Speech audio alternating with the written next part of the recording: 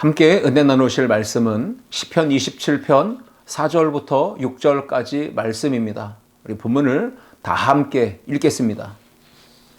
내가 여호와께 바라는 한 가지 일 그것을 구하리니 곧 내가 내 평생에 여호와의 집에 살면서 여호와의 아름다움을 바라보며 그의 성전에서 사모하는 그것이라. 여호와께서 환난 날에 나를 그의 초막 속에 비밀히 지키시고 그의 장막 은밀한 곳에 나를 숨기시며 높은 바위 위에 두시리로다. 이제 내 머리가 나를 둘러싼 내 원수 위에 들리리니 내가 그의 장막에서 즐거운 제사를 드리겠고 노래하며 여호와를 찬송하리로다. 아멘. 함께 읽은 말씀을 가지고 내가 대답해야 할 질문, 이러한 제목으로 은혜를 나누고자 합니다.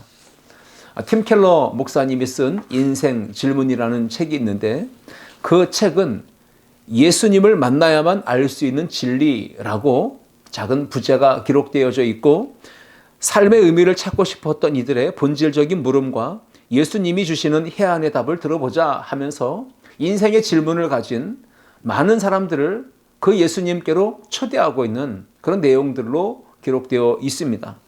예수 그리스도를 직접 대면했던 사람들도 오늘의 우리와 똑같이 삶의 커다란 의문들에 부딪혔다. 그런데 예수님을 만나면서부터 모든 게 달라지기 시작했다. 그분은 해답을 주실 뿐 아니라 자신이 해답이 되셨다라고 소개하고 있습니다. 이 책의 큰 파트로는 두 파트로 나뉘어져 있습니다. 첫 번째는 예수와의 조우, 인생의 답을 얻다. 그리고 두 번째 큰 파트로는 영원한 삶을 위해 당신의 구주 예수를 만나라 라고 하는 큰 틀로 짜여져 있는데, 그 일부에서는요, 회의로운 자인 나다나엘이 우리가 알듯 나사렛에서 무슨 선한 것이 날 수 있겠느냐라는 질문을 던지죠. 바로 그 말은 기독교에서 무슨 선한 것이 날 수 있겠는가라는 질문이었습니다. 그 질문에 대한 답을 찾았던 나다나엘은 인생의 변화를 경험하게 되죠. 그리고 등장하는 사람들은 인사이더와 아웃사이더로 대표되는 니고데모와 사마리아 여인의 그 만남, 예수님과의 만남을 통해서 그들이 어떤 변화를 경험하는지를 소개하고 있습니다. 우린 인생의 질문을 갖습니다. 기득권층과 소외계층이 있는 현 세상, 무엇인가 잘못된 것 아닌가라는 질문을 던지죠. 그 질문에 대한 답 또한 예수님을 만남으로 찾을 수가 있는 것입니다. 그리고 세 번째로 등장하는 사람들은 슬퍼하는 자매들 마르다와 마리아입니다. 우린 인생의 질문을 던져봅니다. 신이신 예수가 인간의 슬픔을 알겠는가? 라고 하는 질문을 갖게 되는데, 그 질문 또한 예수님을 만남으로 인해서 찾게 되는 것입니다. 네 번째 등장하는 인물은 예수의 어머니입니다. 가나의 혼인잔치에서의 예수님과의 만남. 예수님은 어떤 분이신지를 소개하죠. 답을 주러 오신 분이 아니라 예수가 진짜 답이다 라고 하는 것을 기록하며 우리에게 진짜 답이신 예수님을 만남으로 초대하고 있습니다. 그리고 다섯 번째 등장하는 인물은 최초의 그리스도인이 되었던 막달라 마리아입니다. 우리는 질문을 던집니다. 정말 부활이 가능한가? 라는 질문을 갖지만 그 질문에 대한 답 또한 예수님을 만나게 되면 참 진리이신 예수님을 통해 인생의 질문, 답을 찾을 수가 있다는 것이죠. 이렇게 인생 질문이라는 책에는 다양한 인생의 질문들에 우리가 답을 찾고자 하지만 그 인생의 정말 진짜 답을 어디서 찾을 수 있는가? 예수님을 만남으로 찾을 수 있다라고 소개하고 있는 것입니다. 예수님은 누구십니까? 요한복음 14장 6절 말씀에 기록되어 있듯 내가 곧 길이요 진리요 생명이니 나로 말미암지 않고는 아버지께로 올 자가 없느니라 기록하셨습니다. 예수님만이 유일한 길이시고 유일한 진리이시고 유일한 생명이신 줄 믿습니다. 오늘 저와 여러분이 함께 읽은 시편 27편 말씀에 다윗이 인생에 많은 어려움들을 겪었는데 그 중에 실패, 그 중에 어려운 절망의 시간들을 보냈던 것을 보여주고 있습니다. 다윗의 인생은 크게 성공과 실패로 구분되죠. 권력을 손에 쥔 왕으로서 화려한 삶, 성공적인 삶을 살았던 때도 있지만 또는 왕궁에서 쫓겨나와 도망쳐 그리고 숨어 지내는 이 광야에서의 초라하고 힘겨운 절망적 삶이 또 있습니다. 다윗은 밝고 어두움이라고 하는 명암이 엇갈리는 인물이죠. 그러한 다윗의 인생을 보면서 우리는 광야 같은 인생길에 신앙적 도전과 교훈을 얻게 될 뿐 아니라 동시에 다윗의 인생을 우리가 둘러보고 또 생각해 볼 때 우리가 인생길에서 꼭 나 자신에게 직접 질문해 보아야 될 문제들, 물음들을 알게 되고 그 물음만 가지고 있어서는 답을 찾을 수가 없습니다. 물음을 가질 뿐 아니라 답을 주실 수 있는 예수 그리스도께로 나아가야 하고 그 인생의 질문에 대한 물음뿐 아니라 대답을 우리가 할 수 있어야만이 인생의 위기를 돌파해낼 수 있는 힘을 얻게 되는 것입니다. 인생길에서 자신에게 물어야 될 질문을 찾고 물을 뿐 아니라 대답할 수 있을 때 신앙에서 멀어지지 아니하고 믿음의 길에서 끝까지 완주하여 승리를 얻을 수 있다는 것을 우리에게 교훈하는 말씀입니다. 오늘 주시는 말씀을 통해 하나님의 은혜가 우리 모든 성도들 가운데 충만하게 경험될 수 있기를 주님의 이름으로 축원합니다. 첫째, 함께 읽겠습니다.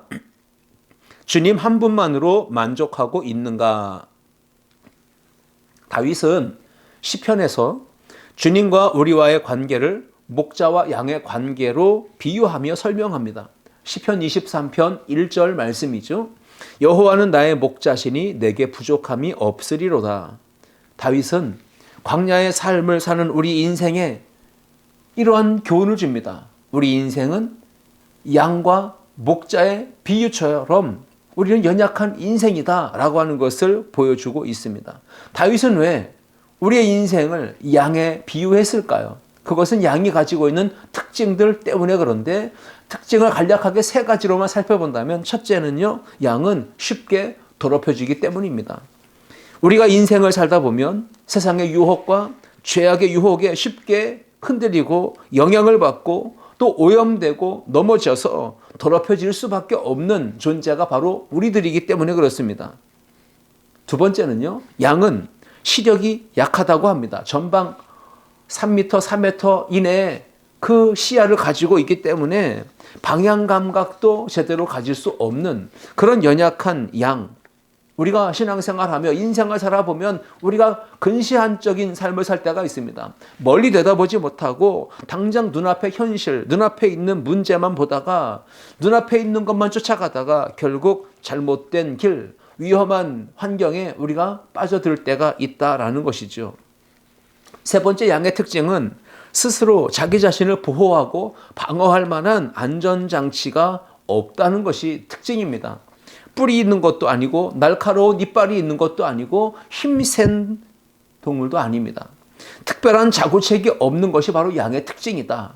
마찬가지로 우리들도 마귀 사탄과 영적 전쟁이 치열한 인생길에 신앙생활 속에서 죄의 어둠 또 사망의 권세가 우리를 둘러싸서 공격하고 대적할 때 우리는 무력하고 연약하게 당하기도 하는 존재. 그래서 연약한 인생이라고 하는 것입니다. 다윗이 우리의 인생을 양에 비유한 이유를 그렇게 우리는 세 가지로 생각해 볼 수 있는 것입니다. 다윗이 시편에서 힘이 없고 연약한 양인 우리가 부족함이 없는 비결, 안전할 수 있는 비결이 무엇인지를 소개하죠. 여호와는 나의 목자시니 내가 부족함이 없으리로다. 하나님과 나의 관계가 목자와 양의 관계라고 하는 것을 믿는다면 그것은 우리에게 매우 큰 유익이 있는 것이죠.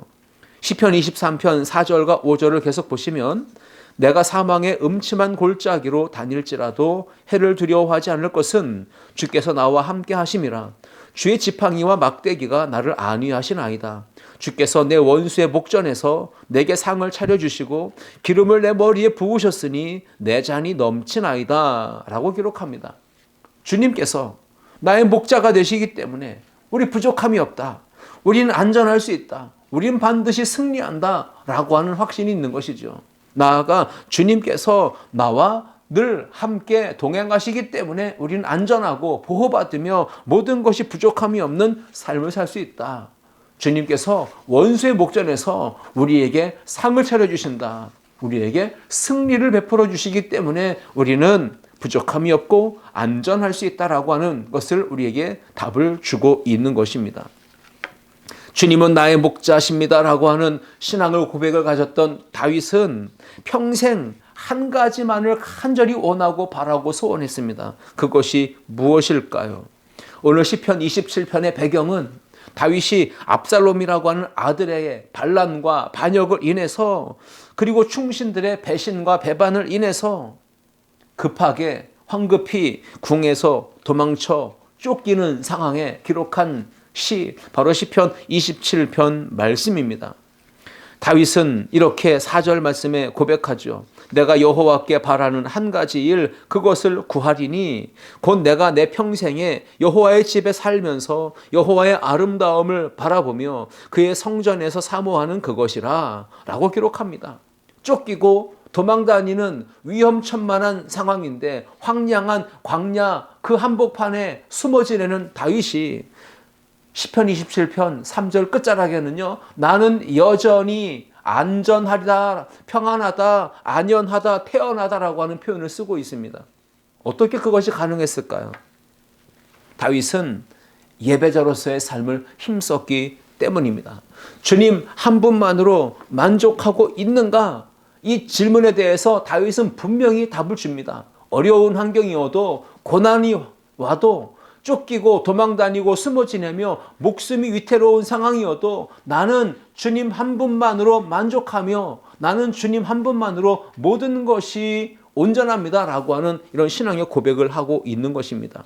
다윗이 말했던 내가 여호와께 바라는 한 가지 일, 그것은 무엇이었는가? 주님의 영광과 임재와 은혜를 힘입을 수 있는 성전, 바로 하나님을 예배하는 그 자리를 사모하는 것이었다라는 것이죠. 현실과 믿음의 경계선에서 흔들림 없는 믿음으로 다윗처럼 우리도 나는 여전히 안연하리로다, 태연하리로다, 이 믿음의 고백을 할 수 있기를 축복합니다. 그 비결이 무엇입니까?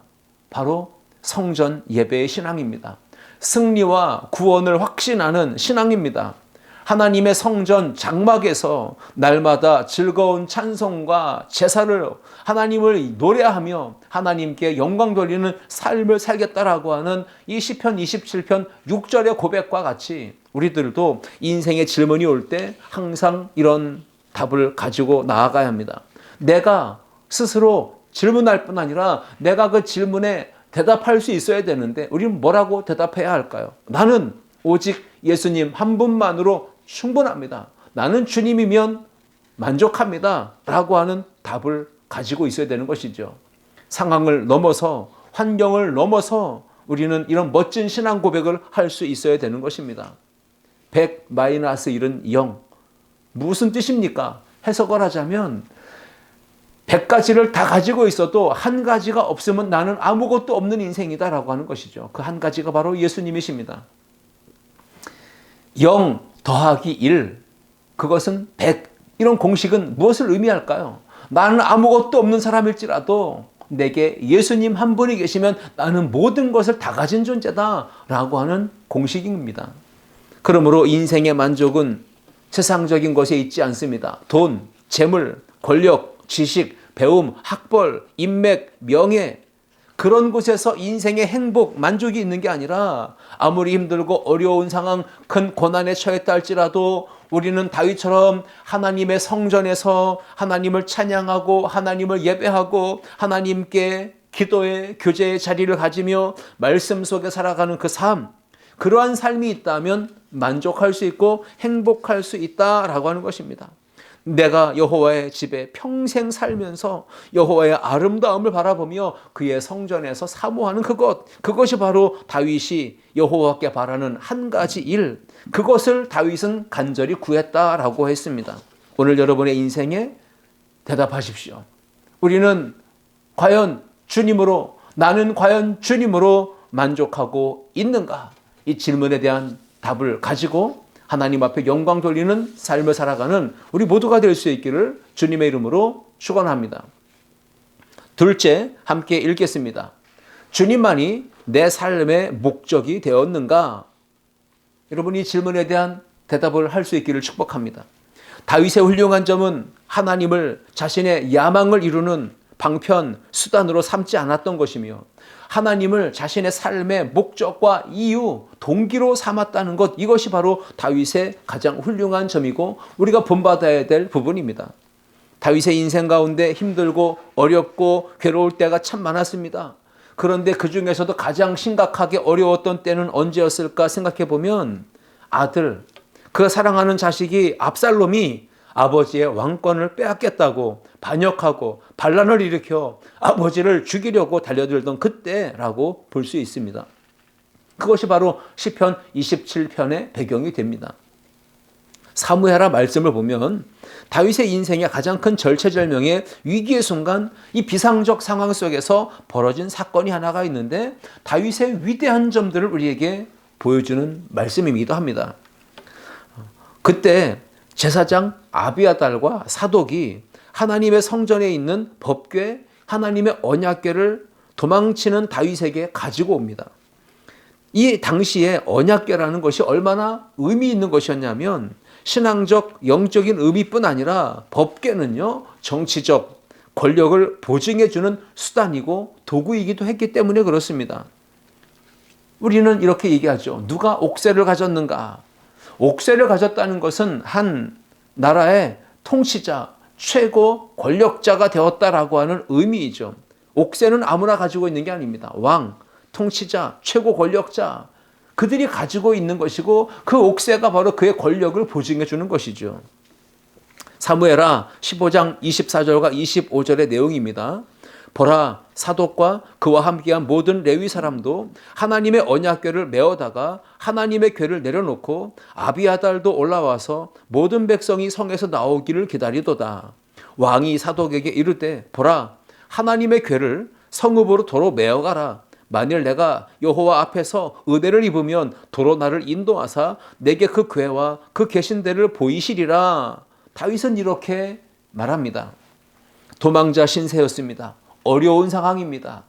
그 다윗에게 있어서 하나님에게 이 법궤는 자신의 왕권을 보증하는 것이고 또 왕권을 유지하고 지킬 수 있는 마지막 보루이기도 했을 것입니다. 그런데 다윗은 모두가 생각하고 모두가 기대하고 바랬던 것과는 다르게 하나님의 법궤, 그 언약궤를 도로 성전이 있는 곳으로 성읍으로 메어가라 라고 이야기합니다. 다윗은 하나님의 언약궤에 대한 특별한 사모함과 열망과 간절함이 있었는데요. 왜 그 하나님의 언약궤를 품지 아니하고 도로 메어가라고 가져다 놓으라고 이야기했을까요? 가장 큰 이유는 법궤가 자기 자신의 안전과 안위, 목숨을 지키는데 수단이 되는 걸 원하지 않았기 때문에 그렇습니다. 자신의 왕권, 권력, 성공, 부귀영화, 이 지위, 인기, 이것을 지키기 위해서 하나님의 언약궤인 법궤, 이것을 수단으로 이용하는 것, 그것을 다윗은 원치 않았던 거예요. 다윗은 하나님을 자신의 삶의 목적과 이유로 삼고 그리고 삶의 동기와 힘의 근원으로 삼고 있었기 때문에 그렇게 행동한 것입니다. 법궤를 대하는 태도를 보십시오. 그것을 보면 다윗이 하나님께 대한 어떤 마음가짐을 가졌는지를 분명하게 보여줍니다. 다윗과 상반되는 태도를 보였던 사울 왕이 있죠. 철저하게 하나님을 성공, 자기의 승리의 수단과 방법으로 이용한 사람, 이가 바로 사울 왕입니다. 이스라엘 백성과 아말렉이 전투할 때 하나님께서 분명 헤렘을 선포하십니다. 이 헤렘이라는 것은 멸하기로 작정된 물건, 금지된 물건이라는 뜻이에요. 일반적인 용도로 사용하는 것을 금하고 성별하는 것, 이것이 바로 헤렘입니다. 그 헤렘을 하나님이 선포하시면서 이 아말렉을 진멸하라, 남겨두지 말고 모두 진멸하라고 명령을 내리셨습니다. 그런데 사울은 하나님의 이 헤렘을 선포하신 이 말씀의 명령에 불순종합니다. 그래서 아말렉 왕 아각도 살려두고요. 그 아말렉에 있던 모든 좋은 것들은 다 남겨두게 됩니다. 그리고는 가치 없고 하찮게 여겨지는 것들만 진멸했어요. 왜 진멸하지 않고 또 남겨두었냐고 물었더니 사울은 대답을 합니다. 하나님께 제사 드릴 때 사용하기 위해서라고 합리화시키며 정당화시키며 핑계대며 이야기하죠. 그때 사무엘 선지자는 불순종했던 사울 왕을 책망하고요. 아말렉 왕 아각을 그 자리에서 살해합니다. 그리고 사울 왕에게 대놓고 말하죠. 순종이 제사보다 낫습니다. 하나님께서 당신을 버리셨습니다. 라고 선언을 합니다. 사무엘상 15장 26절 말씀에 사무엘이 사울에게 이르되 나는 왕과 함께 돌아가지 아니하리니 이는 왕이 여호와의 말씀을 버렸으므로 여호와께서 왕을 버려 이스라엘 왕이 되지 못하게 하셨음이니이다 하고 라고 기록하죠. 이런 하나님이 버리셨다라고 하는 하나님의 말씀을 책망으로 들은 사울왕이 어떤 반응을 했어야 옳겠습니까? 당장 꿇어 엎드려 하나님 앞에 회개의 눈물을 쏟았어야 합니다. 가슴을 찢고 회개하며 용서를 구했어야 옳습니다. 만약 그렇게 회개를 선택했다면 사울왕도 분명 기회를 얻을 수 있었을 것입니다. 사무엘상 15장 30절 말씀 보시면 사울은 그러나 그렇게 하지 않았다는 걸 이야기해요. 사울이 이르되 내가 범죄하였을지라도 이제 청하옵나니 내 백성의 장로들 앞과 이스라엘 앞에서 나를 높이사 나와 함께 돌아가서 내가 당신의 하나님 여호와께 경배하게 하소서 하더라. 그럼 범죄한 사울은 자기 지위, 권력, 자기 인기, 자기가 백성들에게 받는 존경심을 생각하면서 체면을 생각하면서 장로들과 이스라엘 앞에서 나를 좀 깎아내리지 말고 나를 좀 높여달라라고 부탁을 합니다. 하나님은 사울을 왕으로 삼으신 것을 후회하십니다. 그를 버리십니다. 사울은 하나님을 이용합니다. 자신의 왕권과 권력과 지위와 명예와 성공을 지켜내기 위한 수단과 방법으로 삼았던 것입니다. 다윗처럼 하나님을 삶의 이유와 목적으로 삼는 자가 있는가 하면 사울처럼 하나님을 자신을 위한 수단, 방법으로 삼는 자가 있습니다. 여러분, 우리도 스스로 질문하고 스스로 대답해야 할 물음이 있는 것입니다. 여러분 자신에게 한번 물어보십시오. 나는 주님만을 내 삶의 목적으로 삼고 있는가?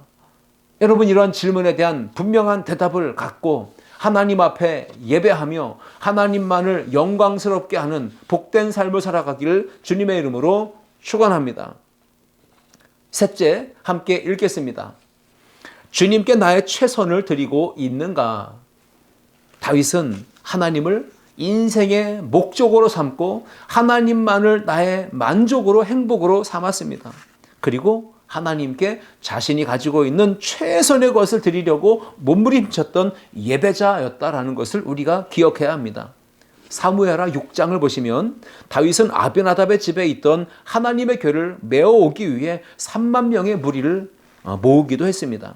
가드 사람 오베데돔의 집에 그 하나님의 궤가 석 달 동안 머물러 있을 때 그 법궤를 기쁨으로 다윗 자기의 이 왕궁으로 모셔오기 위해 다윗은 그렇게 힘써서 최선의 것을 다해서 하나님께 드렸던 것을 보게 되죠. 다윗성으로 법궤를 모셔오는데 기쁨으로 최선을 다해 그 하나님께 드렸다는 것이죠. 오베데돔부터 예루살렘까지는 그 거리가 21km 정도가 되는데 그 걸음 뗄 때마다 성경을 보면 법궤를 맨 사람들이 6걸음을 걷고 소와 살찐 송아지로 제사를 드렸다라고 기록될 정도로 다윗은 자신이 할 수 있는 최선의 모습으로 하나님을 기쁘시게 하며 하나님께 드렸다는 것이죠.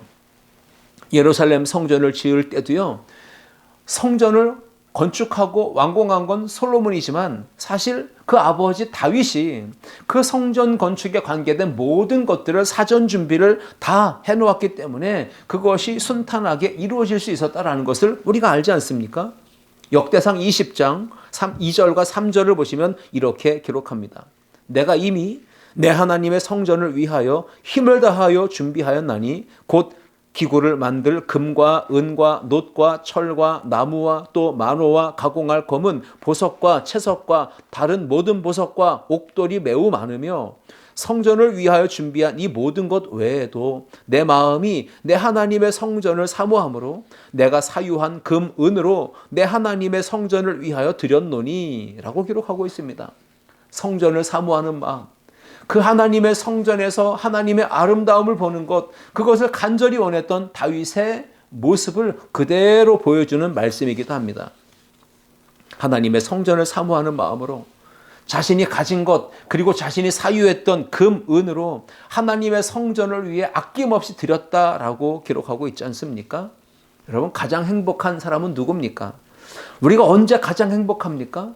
내가 가지고 있는 것, 내 인생 최고의 것 전부를 다 드려도 전혀 아깝지 않은 그 상대를 만났을 때 그 사람은 가장 행복한 인생을 살 수가 있는 것입니다. 어떤 사람이 정말 행복한 사람인가? 그 사람은 미치도록 죽을 만큼 사랑할 만한 그 일을 만난 사람, 그리고 미치도록 죽을 만큼 사랑할 만한 상대를 만난 사람, 그 사람이 진짜 행복한 사람이라고 말할 수 있을 것입니다. 다윗은 성전 건축을 위해서 이렇게 최선을 다해 많이 드렸습니다. 그런데 그 뒤에 마음이 후회하거나 아까워하지 않았다라고 하는 거죠. 다윗은 하나님께 아낌없이 바치고 드리고 헌신하는 모든 것을 기뻐했고 만족했고 행복해했습니다. 요한복음을 보시면 마리아라는 여인이 나오는데 예수님께 귀중한 향유옥합을 깨뜨려 바치는 이야기가 나오죠. 당시 향유는 매우 값비싼 것이었습니다. 한 여인의 결혼 지참금과도 같았습니다. 제자 중에 돈깨를 맡고 있던 가룟 유다가 이 향유를 예수님께 부어드리는 모습을 보고 책망을 합니다. 왜 그것을 허비하느냐, 낭비하느냐, 쏟아붓느냐라고 질책을 합니다. 300데나리온한테는 큰 가치가 있었기 때문입니다. 차라리 그 비싼 향유를 팔아서 가난한 자들에게 나누어주는 좋은 일을 할 수 있지 않았겠느냐라고 책망을 한 것이죠. 가룟 유다는 매우 인간적이고 세속적이고 이성적이고 인본적이고 합리적인 생각으로 머릿속으로 계산기를 두드린 겁니다. 예수님은 그러나 정반대로 반응하시죠. 가룟 유다는 책망하고 질책했습니다. 허비하고 낭비했다고 했지만 예수님은 마리아의 값진 헌신을 인정하시고 칭찬하셨어요. 제자들 앞에서 이 마리아의 행동을 극찬하시며 기억하라, 기념하라 하셨습니다. 마리아가 드린 향유옥합이 낭비가 될 수 없고 허비가 될 수 없는 이유가 뭡니까? 생명과 은혜를 주신, 사랑과 구원과 치유와 회복을 주셨던 그 주님께 아낌없이 드려진 것이기 때문에 그것은 낭비도 허비도 될 수 없는 것입니다. 마리아는 예수님께 옥합을 깨뜨려 바친 후에 아이고야, 내가 생각 없이 이 귀한 것을, 내 결혼 지참금인데 이것을 내가 너무 많이 바쳤나 보다 계산하며 마음으로 후회하지 않았다라는 걸 우리는 성경을 보면 알 수 있지 않습니까? 오히려 더 많이 드리지 못해서, 더 희생하지 못한 것에 대해서 안타까워하며 할 수만 있다면 내 삶에 가장 귀한 것, 최고의 것을 아낌없이 드리려는 마음을 품었던 것입니다. 마리아는 인생에서 최고의 것을 드려도 바쳐도 깨뜨려 헌신해도 조금도 아까워하지 않을 수 있는, 후회하지 않을 수 있는 대상을 만난 것입니다. 그분이 바로 예수 그리스도이셨습니다. 오늘 저와 여러분도 마리아가 정말 행복했던 여인이었던 것을 보면서 주님께 가장 좋은 것, 가장 최선의 것을 드려도 아낌없이 또 전혀 후회할 만한 일이 아니라고 생각할 만큼 우리 주님께 대한 사랑과 감사의 마음을 가지고 은혜 받은 자로서 마땅한 최선, 마땅한 헌신을 드리는 믿음의 삶을 살아가는 우리 모두가 될 수 있기를 주님의 이름으로 축복합니다. 하나님께 내게 있는 모든 것, 최고를 다 드려 헌신하며 사랑과 믿음의 고백을 드리며 그러한 삶을 통해서 행복한 삶을 누리는, 만족한 삶을 누리는 우리 아름다운 성도들 모두가 될 수 있기를 주님의 이름으로 축원합니다. 우리가 인생에 꼭 질문을 가지고 있어야 될 것들, 우리가 물을 뿐 아니라 대답해야 될 질문들이 분명히 있다는 것을 기억하시면서 오늘 3가지 질문을 기억하시고 이 질문에 대한 대답을 한번 해보시기 바랍니다. 나는 주님 한 분만으로 만족하고 있는가? 나는 주님만이 내 삶의 목적으로 삼고 살고 있는가? 나는 주님께 내가 가진 최선의 것을 드려 헌신해도 아까워하지 않는 그런 마음이 있는가?